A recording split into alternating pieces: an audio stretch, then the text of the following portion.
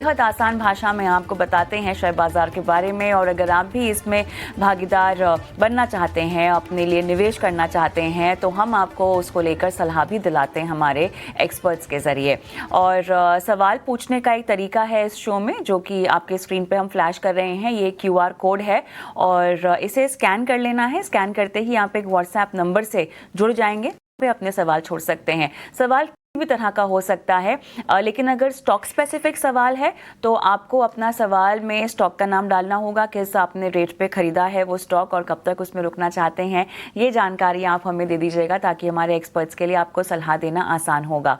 और आज एक्सपर्ट्स के तौर पे हमारे साथ 5 पैसा कैपिटल के सचिन गुप्ता हैं, GM फाइनेंशियल के अक्षय भागवत भी हैं। आप दोनों का स्वागत है हमारी इस बेहद खास पेशकश में। और चलिए सवालों का सिलसिला भी शुरू करते हैं। पहला सवाल लेंगे, शायद फोन लाइन पर हमारे साथ नहीं है, ये यूट्यूब का सवाल है। अच्छा, लाइव हमारे साथ जुड़े हुए हैं अविनाश हमारे साथ है। Avinash, hi, good morning. Good morning ma'am, good morning. How are you? मैं बिल्कुल ठीक, आप बताएं कहाँ से बोल रहे हैं? मैं दिल्ली से बोल रहा हूँ। ओके, बताइए कैसे आपकी सहायता कर सकते हैं? ये IEX है। हाँ 200 है 248 में। ओके, अविनाश कब तक रुकना होगा इनमें? नहीं, मैंने लिया हुआ तो काफी टाइम से। अब आप बताइए कितना और रुकना पड़ेगा इसमें?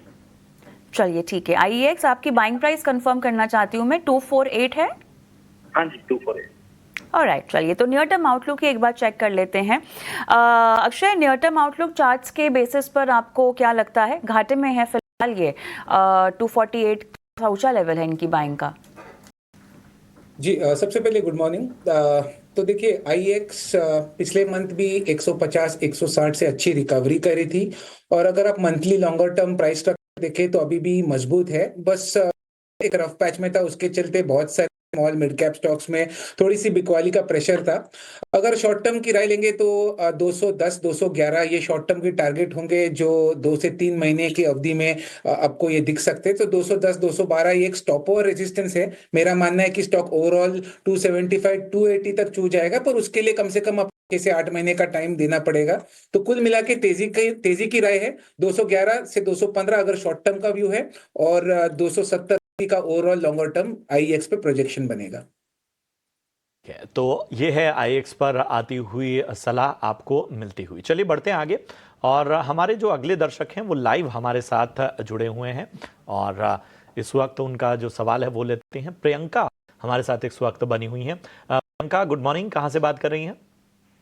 सर जयपुर से। Good morning. क्या बात है, जयपुर से बात कर रही हैं, और आज तो US के वाइस प्रेसिडेंट वहाँ पर मौजूद हैं और काफ़ी अलग ही माहौल होगा। हमें बताइए, आपको जानकारी है इस बारे में? जी हाँ सर। हाँ, हमें बताइए कि किस स्टॉक पे आपका सवाल है? सर मेरा सवाल है वरुण बेवरेजेस पे, जो मैंने शेयर लिए हैं 265। ठीक है, बाइंग प्राइस बताएं। ये 565 है। ठीक है, कितना समय देना चाहती हैं प्रियंका? Sir almost 6 month. ठीक है, 6 महीने का आपका नजरिया है। तो अक्षय, मैं आज आप ही के पास आता हूं। वरुण बेवरेजेस 565 की इनकी बात है, और हमने एक दौर भी देखा जब टैरिफ का पूरा टेरर था। इन सब के बीच में भी जो कंजम्पशन स्पेस था वो कहीं ना कहीं इस पूरे चीज से अनअफेक्टेड नजर आया। VBL भी उन्हीं में से था। हालांकि इनकी बाइंग प्राइस इस लेवल से 10-12 रुपए ऊपर की है। तो हमें बताइए 6 महीने के लिए आपका क्या नजरिया बन रहा है? देखिए 6 महीने के ऊपर का अगर आपका नजरिया है तो प्राइस स्ट्रक्चर वरुण बेवरेजेस का अभी भी काफी स्ट्रांग है। शॉर्ट टर्म में एक करेक्शन का दौर जो है हो चुका है। 670 से लेके 450 एक पूरा करेक्शन का दौर सा 450 से रिकवरी हुई है। शायद शॉर्ट टर्म में 550 में थोड़ी सी रुकावट या रोक टोक हो सकती है, बट कुल मिला के प्राइस स्ट्रक्चर अभी भी स्ट्रांग होने के चलते 650 ये 6 महीने का टारगेट जोन रहेगा, और उसके आगे भी ऊपर के टारगेट खुलेंगे। तो अगर 6 महीने का नजरिया है तो 650 के टारगेट से आपको बने रहना है। महीने का नजरिया है तो आपको 650 के टारगेट्स के लिए रुकने की सलाह दी जा रही है। प्रियंका, आगे बढ़ते हैं और थिक का सवाल लेते हैं। इन्होंने यूट्यूब के जरिए सवाल भेजा है, और सचिन, IRCTC के 133 शेयर हैं, बाइंग प्राइस है 746, और टर्म में और कितना मुनाफा हो सकता है, ये जानना चाहते हैं। कल कविता जी, एक रेंज से बाहर तो जरूर स्टॉक ओवरऑल स्ट्रक्चर देखे तो अभी भी की है, बट एक जो रेंज थी करीब 700 740 के आसपास की, वो फाइनली वो रेंज ब्रेक होती हुई नजर आई है। स्टॉक प्राइसेस अपने 100 EMAs के ऊपर भी वेल सेटल्ड होते हुए दिखाई दे रहे हैं। अपसाइड मुझे लगता है शॉर्ट टर्म के पॉइंट ऑफ व्यू से अगर हम बात कर रहे हैं तो यहाँ पर एक इमीडिएट टारगेट 800 हो सकता है अभी के लिए, और 800 के ऊपर अगर स्टॉक सस्टेन कर गया तो फिर शॉर्ट टर्म के लिए जो टारगेट्स बनेंगे वो करीब 870 to 900 के आसपास तक के स्टॉक के अंदर देखने को मिल सकते हैं। सो अभी के लिए पोजीशन में बने रहने की सलाह रहेगी। स्टॉप लॉस जरूर ध्यान रखेंगे 730 के बिलो के स्टॉप लॉस के साथ पोजीशंस को होल्ड कीजिए 870 900 के टारगेट्स के लिए। 900 के लक्ष्य के साथ यहां बने रहने की आपको सलाह, निचले स्तरों के भी लेवल्स का आपको ध्यान रखना होगा। बढ़ते हैं आगे और हमारे अगले दर्शक मनोज हैं, यूट्यूब पर अपना सवाल इन्होंने हम तक पहुंचाया है और इनका सवाल कोफोर्ज पे है। 21 शेयर हैं इनके पास और इनकी बाइंग प्राइस है 6421 रुपए। तो अच्छा मुनाफा यहाँ पर बना रखे और मैं कहूँगा कि बड़े ही कह सकते हैं ना कि वैल्यूबल बाइंग है इनकी। एक ऐसे स्तरों पर इन्होंने खरीदारी की हुई है कि वहाँ से स्टॉक ने जो रनअप दिखाया हाल फिलहाल, जिस तरह का टैरिफ का रिलीफ मिला और बाकी भी ग्लोबल संकेत जैसे नरम हुए, उसका इम्पैक्ट हमने IT पॉकेट पर देखा। तो अक्षय, क्या मुनाफा बांध लें इस वक्त IT में? क्या भी लगता है कि ये जो 90 दिन थोड़े बहुत रिलीफ हैं उसमें और ज़्यादा समय दिया जा सकता है? जी, कोफोर्ज का अगर आप लॉन्गर टर्म प्राइस स्ट्रक्चर देखें तो अभी भी जो है ट्रेंड वीक है। एंट्री अच्छी पिक की है व्यूअर ने, तो मेरी सबसे अच्छी रिकवरी जो पुल बैक रैली हम जिसे कहते हैं 6000 से 6900 तक जो दौर देखा है गए 3 हफ्तों में, वो एक पुल बैक रैली फिलहाल हम उसे बोलेंगे। तो ट्रेंड डाउन होने के चलते कहीं ना कहीं वापस थोड़ा सा प्रेशर वापस आपको 7000 से 7200 के रेंज में दिख सकता है। तो अगर शॉर्ट टर्म 15 दिन से 1 महीने का अगर आपका नजरिया है तो 7000 से लेके 7200 ये रेंज में एक बार आप मुनाफा बांध ले सकते हैं। लॉन्गर टर्म में तो सिचुएशन अलग रहेगा, बट कहीं ना कहीं 7000 7200 पे एक बार मुनाफा बांधना सही रणनीति रहेगी, ये मेरा मानना है कोफोर्ज में। ऑलराइट, मेरे साथ फोन लाइन पर हमारे दर्शक लाइव जुड़े हुए हैं। Vishal, hi, good morning. Hi morning ma'am. Ma'am मुझे पूछना था, मेरा मारुति शेयर है, मैंने होल्ड किया हुआ है 2018 से and my buy price is 9100 and oh lovely, okay, and I am holding it 23 quantities, so should I hold it right now और exit the position because it is a very long time. कितना और मुनाफा आपको कमाना है, क्योंकि अभी भी मुनाफे में तो आप हैं, कांग्रेचुलेशंस। और कितना मुनाफा देख रहे हैं, कोई आंकड़ा रखा है गेन्स का? I can hold for some time but I am looking like the market it is still a laggard, like yeah, perfect. चलिए बताते हैं हमको क्या करना चाहिए। सचिन, फिलहाल नियर टर्म आउटलुक के हिसाब से ये बने रहें, इनकी बाइंग प्राइस से तो अच्छा खासा मुनाफा इनको फिलहाल हो रहा है, लेकिन क्या आप और रुकने की सलाह देंगे या पार्ट प्रॉफिट ये बुक करके निकल सकते हैं? वेल कविता जी, मुझे लगता है एक बार पार्शियल प्रॉफिट यहाँ पर लॉक करना चाहिए। रिमेनिंग पोजीशंस अगर ये चाहे तो डेफिनेटली लॉन्ग टर्म के लिए होल्ड कर सकते हैं, बिकॉज स्टॉक जो है वो थोड़ा सा एक रेंज में ट्रेड हो रहा है 11,950 while on the lower side में करीब 11,200 के आसपास के एक बेस बने हुए हैं and with in that range जो है स्टॉक मूव करता हुआ नजर आ रहा है। उनकी हायर साइड में करीब 100-200 EMAs के आसपास में एक रेजिस्टेंस को भी फेस कर रहा है।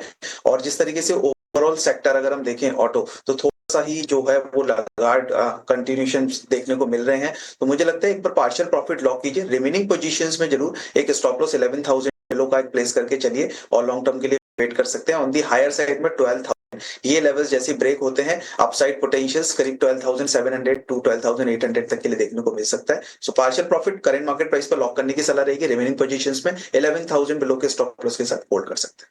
ठीक है, तो पार्शियल बुक करने की आपको सलाह और आगे रणनीति कैसे आगे बढ़ानी है वो भी सचिन ने आपको बता दिया। चलिए हमारे अगले दर्शक को अपने साथ जोड़ते हैं। प्रभाकर जी हमारे साथ बने हुए हैं। प्रभाकर जी नमस्कार, कहां से बोल रहे हैं? नमस्कार सर, मैं मुंबई से बोलता हूँ। जी, क्या खरीदा है आपने? मैंने टाइटल खरीदा है, 500 शेयर खरीदा है, 38 को भाव है। ठीक है, तो अभी थोड़ा ऊपरी तो क्या करूँ मैं, लॉन्ग टर्म तो रुका देगा, एक बरस होके गया लेके भी, तो अभी क्या निकलूं या रहू ऐसा कुछ नुकसान अभी ज्यादा लॉन्ग टर्म का नहीं है। जी जी, नुकसान तो काफ़ी ज़्यादा हो रहा है आपको इसमें। हाँ, चलिए ठीक है, अब बेहतर तरीके से आपको राय देते हैं। अक्षय, टाइटन 3800 की इनकी बाइंग, और चूंकि इन्होंने शेयरों की संख्या भी काफ़ी ऊपर रखी हुई है, नुकसान भी का दायरा भी जो है वो काफ़ी ऊपर नज़र आता हुआ। तो हमें बताइए क्या करना चाहिए। कह रहे हैं कि 1 साल से लगातार बने हुए हैं लेकिन कुछ खास फ़ायदा हुआ नहीं।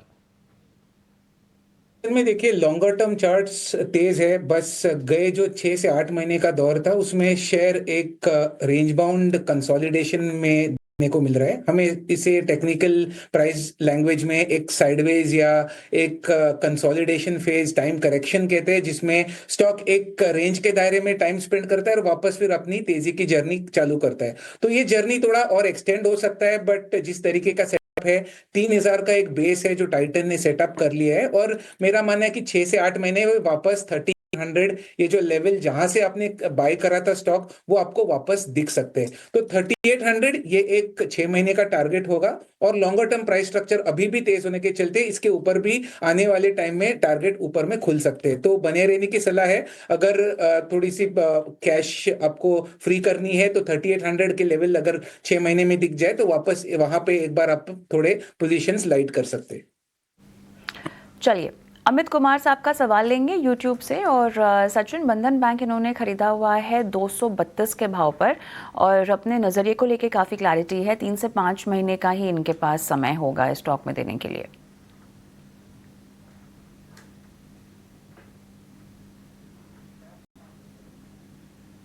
सचिन, आपको मेरी आवाज़ आ रही है? आप शायद म्यूट पर हैं। या कविता जी, वेल एक अच्छा लोअर साइड से एक रिकवरी मूव तो अच्छा देखने को मिला है। करीब 130 140 के आसपास के इमीडिएट बेस के बाद में स्टॉक के अंदर एक रिकवरी मूव आया है। बट चूंकि इनकी कॉस्ट काफी हाई है और 3 मंथ से 5 मंथ्स का ही एक क्राइटेरिया लेके चल रहे हैं होल्डिंग पॉइंट ऑफ व्यू से, तो मुझे लग रहा है कि रिकवरी ये फर्दर और कंटिन्यू होती है तो अपसाइड में करीब 180 185 तक के लिए कंटिन्यू होनी चाहिए। अराउंड दैट लेवल से वापस से एक बार स्टॉक जो है थोड़ा सा साइडवेज मूड कंटिन्यू कर सकता है। सो यहाँ पर अभी के लिए होल्ड कीजिए 180 185 वो लेवल्स अगर मिलते हैं तो पोजीशन से एग्जिट करिएगा।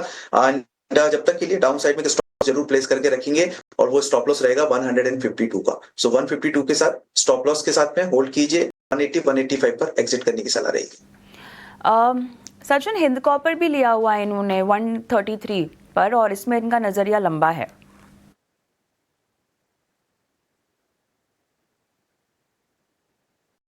हिंद कॉपर में भी एक रिकवरी मूव जरूर है 180 185। ओवरऑल अगर देखें स्ट्रक्चर तो जरूर डेफिनेटली एक वीक है, बट अगर टॉप से देखें हम स्टॉक के अंदर तो एक जो है वो एक फॉलिंग चैनल पैटर्न्स फॉर्म होता हुआ नजर आ रहा है, जिसके ब्रेकआउट्स के पास में स्टॉक मूव करता हुआ दिख रहा है। और मुझे लग रहा है 228 230 अगर ये रेंज स्टॉक ब्रेक करता है तो फिर पॉसिबली अपसाइड में 240 245 वो एक इमीडिएट टारगेट्स हो सकते हैं जो कि हमें देखने को मिले। वेल 245 के ऊपर अगर स्टॉक सस्टेन हो गया तो फिर 255 तक के लिए भी ओपन होते हुए नजर आएंगे। यहाँ पर पोजीशंस में अभी के लिए बने रहने की सलाह रहेगी। डाउन साइड में स्टॉप लॉस का जरूर ध्यान रखेंगे। स्टॉप लॉस रहेगा 212 का, उसके स्टॉप लॉस के साथ पोजीशंस होल्ड कर सकते हैं। वेदांता भी लिया हुआ उन्होंने 15 दिन के लिए लिया है, और वो भी 430 के भाव पर।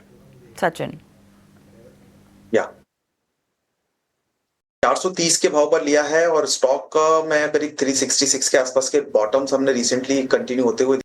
हालांकि ये जो रिकवरी, ये जो पुल बैक मूव आया है वहां पर वॉल्यूम पार्टिसिपेट होता हुआ नजर नहीं आ रहा, मतलब वॉल्यूम्स काफी जो है वो श्रिंक होते हुए नजर आए हैं इन दिस रिकवरी। तो मुझे लग रहा है कि एक पुल बैक मूव जो है वो करीब 420 425 वहीं तक कंटिन्यू होना चाहिए। अराउंड दैट लेवल से वापस से स्टॉक के अंदर जो है एक वीकनेस कंटिन्यू होती हुई नजर सकती है। सो अभी के लिए 420 425 अराउंड दैट लेवल्स पे मेरे हिसाब से एक बार पोजीशन से एग्जिट करने की सलाह दूंगा।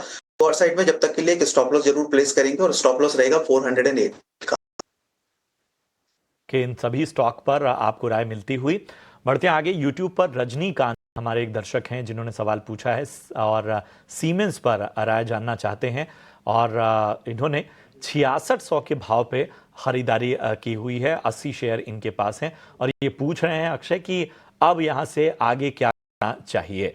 तो बताइए रजनीकांत झा को क्या राय बन रही है।